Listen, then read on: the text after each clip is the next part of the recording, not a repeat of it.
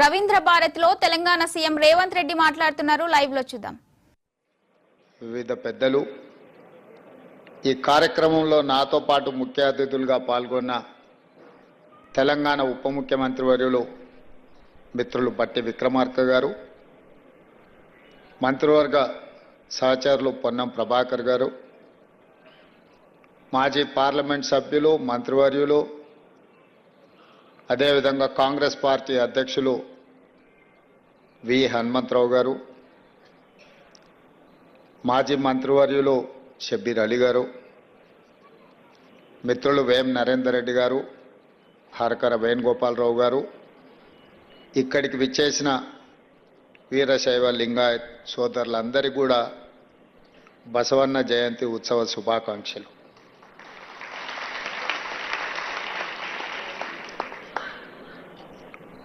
బసవన్న సామాజిక చైతన్యం కలిగించిన సంఘ సంస్కర్తనే కాదు, సమాజంలో అనేక మార్పులకు పునాదులు వేసి 12వ శతాబ్దంలోనే ప్రపంచ పరిజ్ఞానాన్ని అందిపుచ్చుకొని సమాజంలో రావలసిన మార్పులను ఏ విధంగా తీసుకురావాలన్న ఆలోచన ఈ సమాజానికి అందించిన గొప్ప విప్లవకారుడు. విప్లవకారుడు అంటే తుపాకీ పట్టుకుంటేనే విప్లవకారుడు కాదు, సమాజంలో ఒక రాడికల్ చేంజ్ కోసం ప్రయత్నం చేసే వాళ్ళు ఎవరైనా విప్లవకారులే. అలాంటి సంఘ సంస్కర్త అయిన బసవన్న జయంతి సందర్భంగా తెలంగాణ రాష్ట్ర ప్రభుత్వం 10వ తరగతి పరీక్షా ఫలితాలను అందించడం, 4,96,000 మంది విద్యార్థులు ఈ పరీక్షల్లో పాల్గొని ప్రభుత్వ పాఠశాలలు, ముఖ్యంగా రెసిడెన్షియల్ స్కూల్స్లో చదువుకుంటున్న విద్యార్థులు ప్రైవేటు పాఠశాలల కంటే మెరుగైన ఫలితాలను సాధించడము ఈ ప్రభుత్వం యొక్క పనితీరుకు గీటురాయి. మనస్ఫూర్తిగా సిబ్బందిని, విద్యార్థులను నేను అభినందిస్తున్నా. మా ప్రభుత్వం ఏర్పడిన నాటి నుంచి ఈ దేశ భవిష్యత్తు తరగతి గదుల్లోనే ఉంది.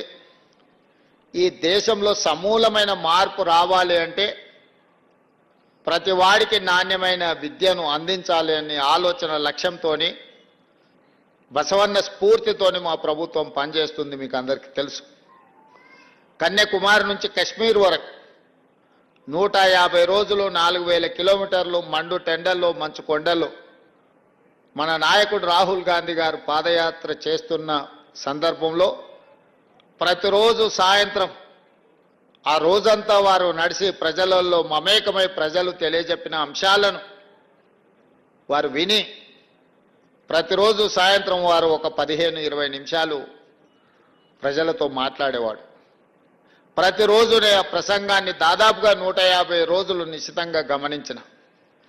బసవన్న పేరు లేకుండా రాహుల్ గాంధీ గారు ఏ రోజు కూడా మాట్లాడలేదు. బసవన్న యొక్క ప్రభావం రాహుల్ గాంధీ గారి మీద, వారు అందించిన ఒక సామాజిక బాధ్యత, ఒక సామాజిక స్పృహ రాహుల్ గాంధీ గారి మీద ఎంత ప్రభావితం చూపించిందో వారి పాదయాత్రను బట్టి నాకు అర్థమైంది.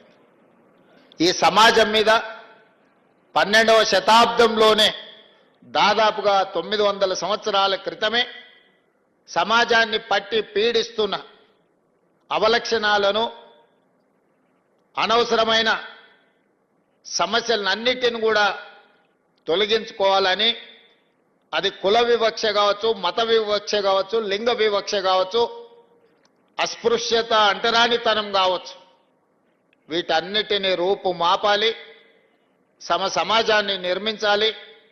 ఈ సమాజంలో మహిళలకు, పురుషులకు సముచితమైన స్థానం ఉండాలి.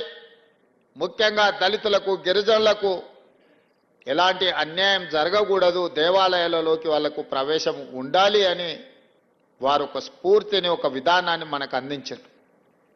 సమాజంలో ఉన్న సమస్యల్ని చర్చించడానికి పెద్దలు చెప్పినట్టుగా అనుభవ మఠాలను ఏర్పాటు చేసి అక్కడ స్థానికంగా ఉండే అంశాలను ప్రస్తావించి వాటిని పరిష్కరించడానికి బసవేశ్వరుడు ప్రయత్నం చేశారు.